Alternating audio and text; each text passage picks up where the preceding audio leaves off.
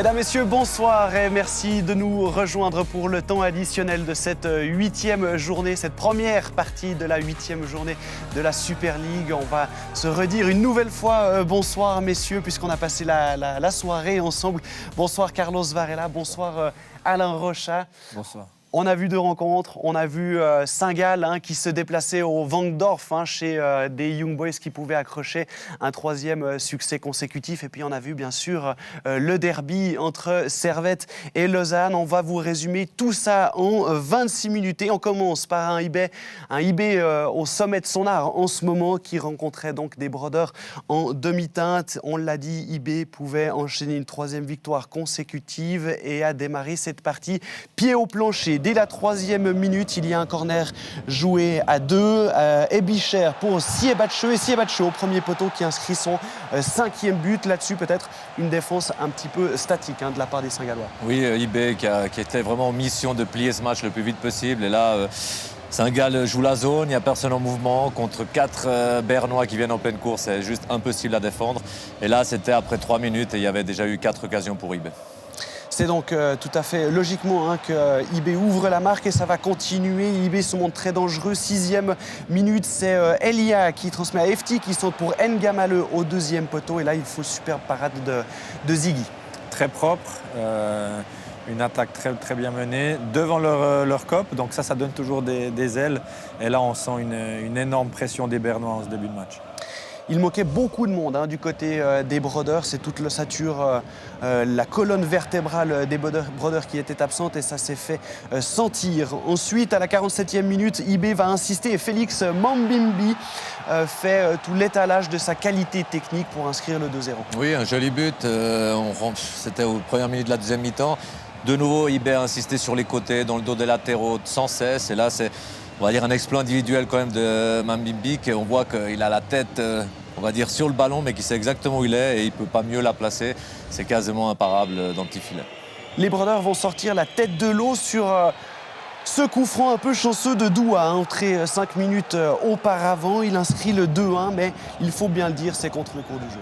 Contre le cours du jeu, même si à ce moment-là, IB n'était plus aussi dominateur qu'il avait été précédemment.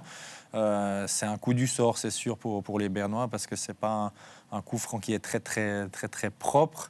Mais ça a relancé un peu l'intérêt du match.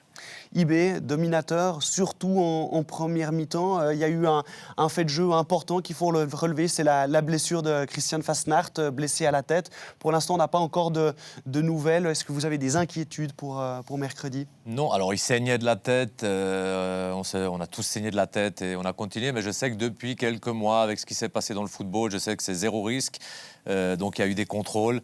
Moi, je ne me fais pas plus de soucis que ça, mais il suffit qu'il ait eu la tête qui tourne et puis voilà, vaut mieux être sûr. J'espère que c'est pas grave et je crois vraiment que ça va pas l'être.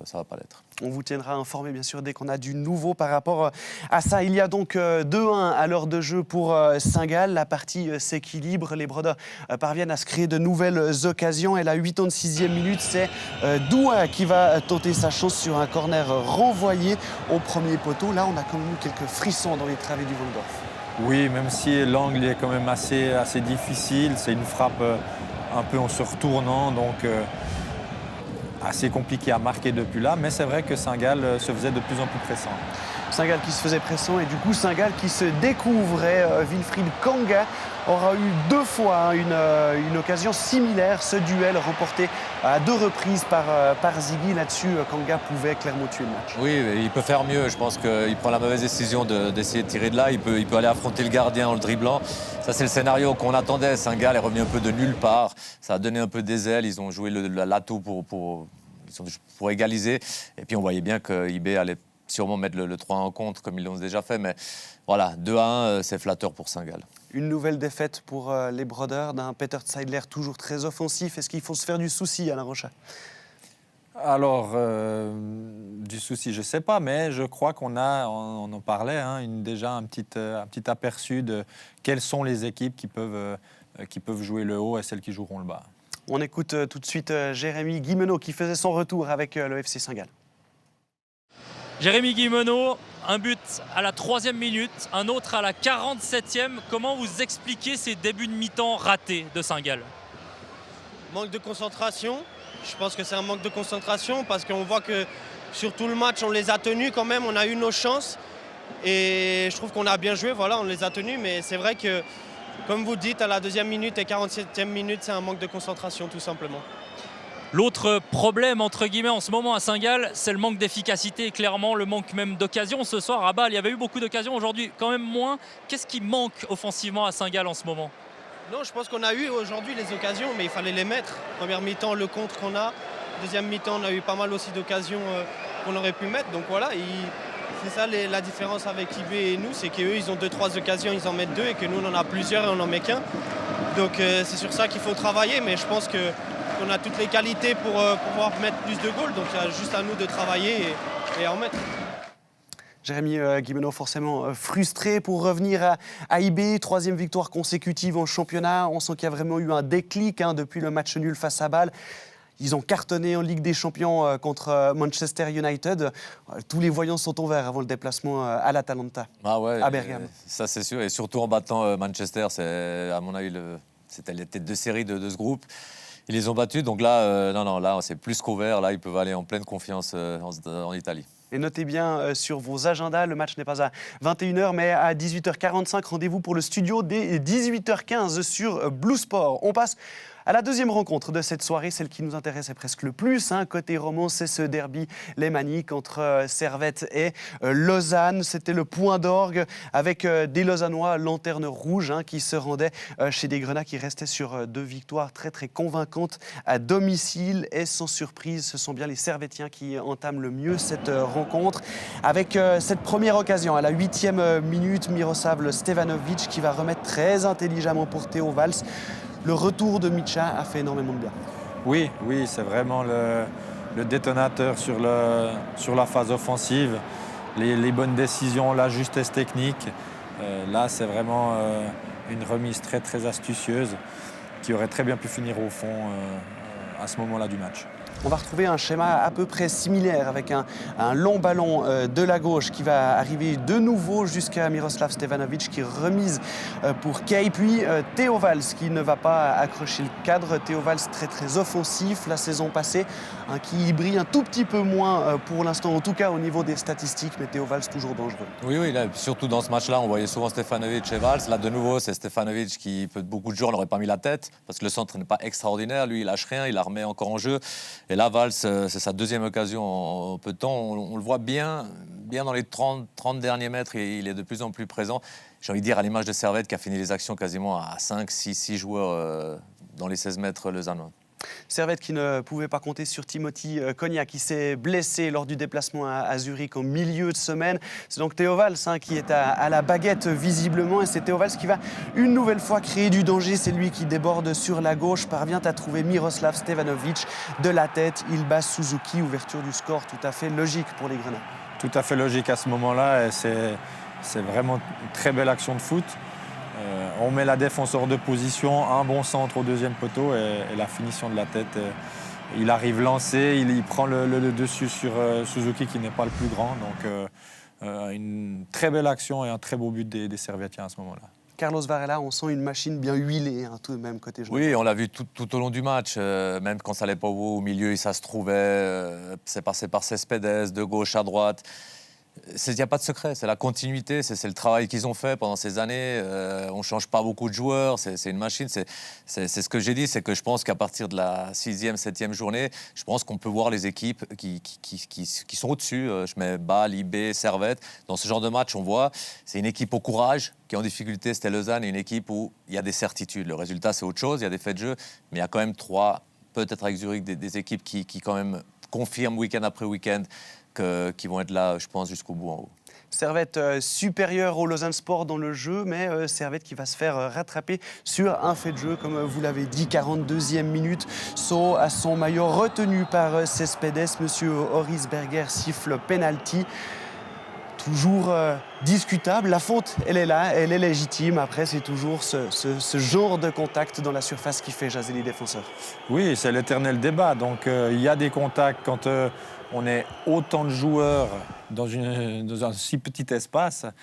Maintenant, pourquoi celle-là, elle est sifflée, puis pas les autres du match précédent, c'est l'interprétation, la VAR, ça c'est des débats, mais... Ça vous fait sourire, Carlos? Non, on ne peut pas siffler ces pénaltys. Non, mais on a discuté, que ce soit Lausanne, Servette, c'est pas grave, mais le ballon arrive 4 mètres derrière. Il n'y avait aucune influence sur cette action, le fait de tirer le maillot. Alors, c'est un mauvais réflexe, mais ce n'est pas ça qui aurait fait marquer Lausanne. C'est ça que je veux dire. Est-ce que c'est tellement difficile de s'imaginer qu'est-ce qui se passerait sans ce tirage de maillot ou sans une main? Après, on savait que si la VAR allait intervenir, qu'ils allaient voir un tirage de maillot, que ça allait siffler. Mais le ballon, il est loin. Bref, pour moi, ça, c'est récompenser une équipe d'un but sur une action qui ne le méritait pas.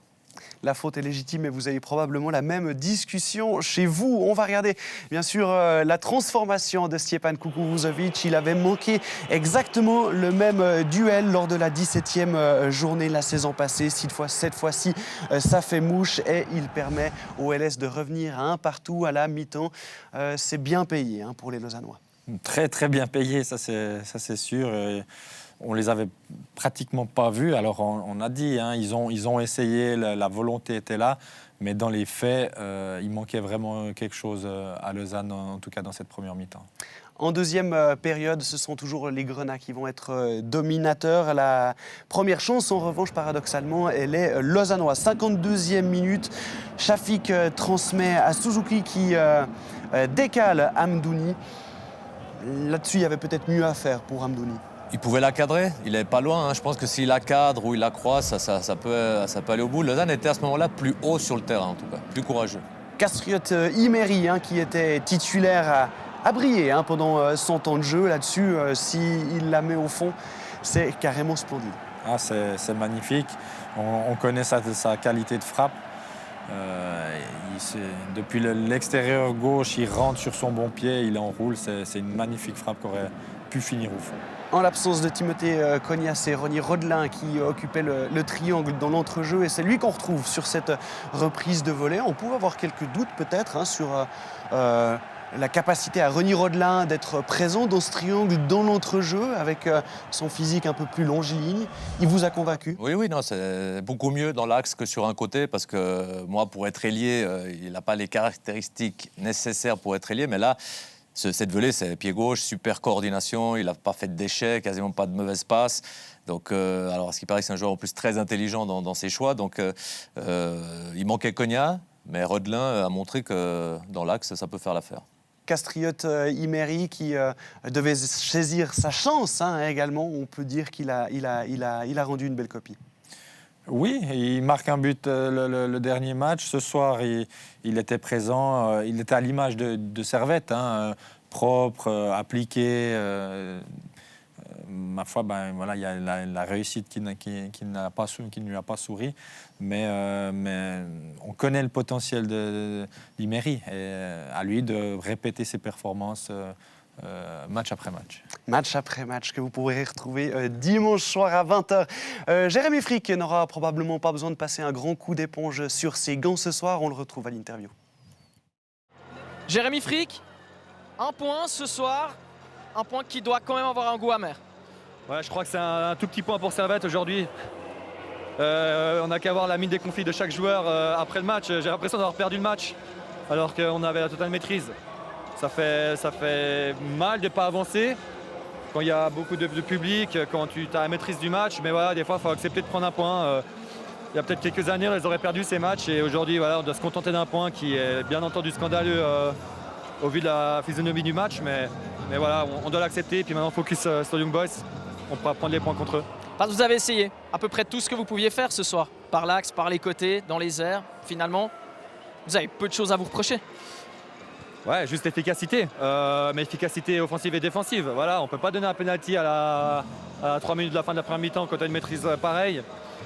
Oui, on a tout tenté, peut-être qu'on a tout tenté, mais pas avec assez d'envie, d'agressivité, je pense. Si on fait les choses un peu plus rapidement, avec un peu plus d'agressivité et un peu plus d'envie, je pense qu'on peut mettre un deuxième but et le match est complètement terminé. Carlos Varela, vous trouvez que Servette a peut-être manqué d'un peu de détermination? Non. Pas sur ce match-là, parce que tous les interviews, de toute façon, sont dirigées par rapport aux résultats. Et là, s'il casse... Je crois que vous allez dire par les journalistes. Non, je dis, si Emery, ça se joue à des centimètres, il la met en pleine lucarne, il n'y aurait rien manqué à Servette. Donc, je n'ai pas vu non plus des ratages, absolument. Il n'y a même pas eu trop de maladresse. Donc, ils ont fait... il y a eu ce fait de jeu qui les a empêchés d'avoir les 3 points, mais je n'ai pas vu non plus un manque d'efficacité ou de volonté.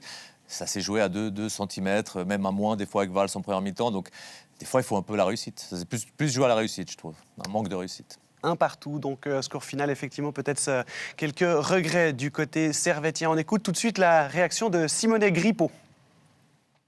Simone Grippo, un entraînement, et vous voilà directement sur le terrain. On vous a vu déjà donner des ordres, donner des conseils à vos coéquipiers. C'est vous le leader de la défense du LS?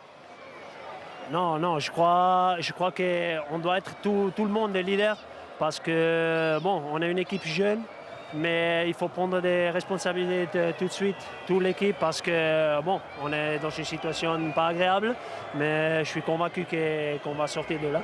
Vous avez eu énormément de peine à sortir le ballon ce soir, dans les airs, par terre, dans l'axe, sur les côtés. Comment vous expliquez ça? Bon, je crois un peu aussi la situation, comme j'ai déjà dit, non? Peut-être on était un peu nerveux, mais c'est clairement on doit améliorer ça parce qu'on a eu beaucoup de pertes de ballon et aujourd'hui on n'a pas reçu de but, mais normalement ça c'est des chances qu'on donne facile, non? Et ça on doit tout de suite arrêter, mais je suis convaincu, comme j'ai dit avant, qu'on va améliorer. Vous prenez beaucoup de risques encore, peut-être pour une équipe qui a besoin d'aller chercher plus que des points à l'arrache comme ça. Bon, mais regarde, on est le Lausanne Sport, on essaye de jouer au foot, c'est ça notre idée. Après, oui, on doit minimiser les fautes, les erreurs, et dans cette semaine, maintenant, on va améliorer, c'est sûr. Alors, Rocha, qu'est-ce que vous avez... comment vous jugez la prestation de cette défense lausannoise? Alors, je dirais que déjà, ce n'étaient pas les mêmes attaquants en face. Il y avait moins de rapidité. Il y avait un sentiment d'urgence aussi. Ils ont essayé d'aller un peu plus haut. Ils ont essayé. Il y a eu du courage. Est-ce que Grippo est maintenant l'homme qui va stabiliser un peu tout ça? Peut-être, mais c'est un peu trop tôt pour le dire. Mais sur la performance globale en défense, je pense que c'était quand même relativement solide du côté de Lausanne. Baptême du feu, validé, oui, non, pour Simone Grippo? Étant donné qu'il n'a eu qu'un entraînement, oui, je pense que la performance est tout à fait correcte. Performance validée. On regarde, on résume les 2 rencontres qui se sont déroulées durant cette soirée. Donc IB qui s'impose face à Saint-Gall 2-1 et ce match nul entre Servette et Lausanne demain. 3 rendez-vous, la mise en bouche Lucerne-Lugano, le choc au sommet Bâle-Zurich et le déplacement des Sédunois à Getse. Au classement IB qui se rapproche provisoirement à 1 point de Bâle, qui joue demain contre Zurich. Et puis le LS qui accroche 1 point et qui rejoint Lucerne en bas de classement. Ce sont surtout ça les informations à noter, les grands chamboulements au niveau comptable. 3 romans jouaient en Challenge League cet après-midi. Yverdon devait relever un grand défi avec la réception de Vaduz. Yverdon venait de signer sa première victoire contre Kriens. C'était ce mardi, un succès qui faisait suite à un autre succès en Coupe de Suisse face à Ville. Yverdon qui s'est imposé 2-0 contre Vaduz. Très belle performance face à des Liechtensteinois qui étaient plutôt solides en ce moment-là. Oui, très belle performance, 2e victoire de suite. Yverdon, dans le même cas un peu que Lausanne au début de saison, pas trouvé de victoire. Là, ça fait 2. La confiance, la réussite, c'est peut-être justement la clé. C'est ces matchs-là qu'on arrive à gagner qui, après, enclenchent une certaine dynamique. Parce que Yverdon n'a pas été mauvais en début de saison, mais n'a pas eu les résultats qui ont suivi. Là, ça fait 2 matchs 6 contre Vaduz en plus, qui est quand même une référence en Challenge League. Donc, belle performance des Yverdonnois. 2 matchs 6 et 3 sur 3 avec la coupe comprise. L'arrivée d'Uli Forte porte ses fruits. Stade Lozanouchi recevait Kriens. Le Slow, défait par Xamax mercredi, voulait rebondir contre la lanterne rouge. Le Slow enfonce un peu plus Kriens. Le Slow se relance après 2 défaites contre Thun et Xamax. C'est du très bon pour les hommes de Méo Caudreau. Sauf erreur 5-0. Vous me confirmerez peut-être en régie si ça n'a pas bougé pendant que nous étions en train de encore évoquer ce Servette-Lausanne. Carlos Varela, vous avez été séduit par la qualité de jeu et le côté intelligence tactique des hommes de Méo Caudreau. Oui, Méo, je l'ai connu à Servette. Il sait faire jouer ses équipes, il joue bien au foot. Voilà, pour la Challenge League, déjà l'année dernière, je trouve qu'ils avaient fait une bonne saison. Après, bon, il y a eu des mouvements, pas mal de mouvements dans cette équipe. Mais je pense que c'est une équipe qui va se battre jusqu'au bout dans la tête de classement avec peut-être sûrement Xamax, etc. Donc je sais que Méo Caudreau, je sais sa philosophie. S'il arrive à l'appliquer, ça peut être un sacré plus pour Stade Lausanne. Après, Kriens, je pense qu'ils vont relancer pas mal d'équipes cette année. Vous les voyez directement en bas? Ouais, on va dire comme ça. La saison est encore longue, attention, mais qui sait, peut-être que cela pourrait arranger les Yverdonnois qui sont en concurrence directe contre la relégation. Xamax, en revanche, se rendait à la Stockhorn Arena de Thun. Les Rouges et Noirs, leaders, pouvaient profiter du nul entre Winterthur et Aro hier soir. Et c'était très bien parti puisque Xamax a mené 2-0 dans cette rencontre avant de se faire revenir à 2-2, puis dépasser en toute fin de match 3-2. Que de regrets pour les hommes d'Andrea Binotto. Oui, c'est dommage. 2-0 assez rapidement. Le départ canon est idéal pour Xamax. Et comme on a évoqué, il pouvait creuser déjà un petit trou en tête. Malheureusement, Thun, ça reste aussi quand même une belle adresse en Challenge League. Celle-ci, elle est pas mal. Celle-là, elle est pas mal aussi. Oui, effectivement, il y avait du spectacle à la Stockhorn Arena. Dommage pour Xamax. Dommage pour Xamax, en tout cas un régal pour les yeux sur cette réussite. Les Xamaxiens qui laissent échapper 2 points, mais bon, depuis le début de saison, on sent quand même des Neuchâtelois très forts et qui savent marquer des points importants sous la patte d'Andrea Binotto. Oui, et j'espère sincèrement qu'ils vont se monter tout simplement parce que je pense qu'après les 10 qu'on a en Super League, c'est pour moi que Xamax c'est une équipe phare de notre pays, mais oui et non, parce que là ils ont eu quand même des possibilités de s'envoler, de taper sur la table, et là j'ai envie de dire que presque tout est à refaire parce que si je ne me trompe pas, il y a 6 équipes en 3 points, donc ils auraient pu profiter encore plus de ce début de saison, même si à Thun, j'étais même surpris du 0-2 si vite. Ça va être difficile jusqu'au bout, je pense, avec Thun, Xamax, Vaduz qui va revenir. Donc on tient les pouces pour Xamax. Et c'est bien ça, exactement. Vous suivez très bien le classement. On va le voir tout de suite. On va d'abord revoir les résultats de cette journée avec la victoire 2-0 de Ville contre Schaffhouse. Le match nul qui aurait pu faire les affaires des Neuchâtelois entre Winterthur et Aro 0-0. Le deuxième succès en championnat d'Yverdon contre Vaduz. Stade Lozanouchi 5-0 contre Kriens. Puis Thun qui bat Xamax 3-2. Xamax qui menait 2-0. Et voici le classement avec effectivement Xamax, Winterthur, Aro, Vaduz, Stade Lozanouchi et Thun qui se tiennent en 6 points. C'est très très serré. Et Yverdon qui a un peu creusé l'écart sur Kriens que Carlos Varela envoie directement à l'échelon inférieur. On arrive au terme de ce temps additionnel, de cette agréable et longue soirée de football. Merci de nous avoir suivis. Le prochain rendez-vous, c'est demain avec... il y a la Juve qui joue, il y a de la Serie A, il y a énormément de choses à voir sur Blue Sport, mais il y a surtout Lucerne-Lugano en début d'après-midi à suivre avec Mathias Froidevaux. Alain Rocha, merci d'avoir été avec nous. Pas trop déçu de ce résultat pour le LS? Non, un bon point pris par le LS et puis à bonifier lors du déplacement à Lugano. Du déplacement à Lugano, exactement, tandis que les Servettiens recevront IB pour la prochaine journée de championnat. Carlos Varela, c'était notre première en plateau. Ce fut un plaisir. Merci beaucoup d'avoir été avec nous et on se retrouve tout bientôt sur Plus Sport. Et bonne nuit, il est tard.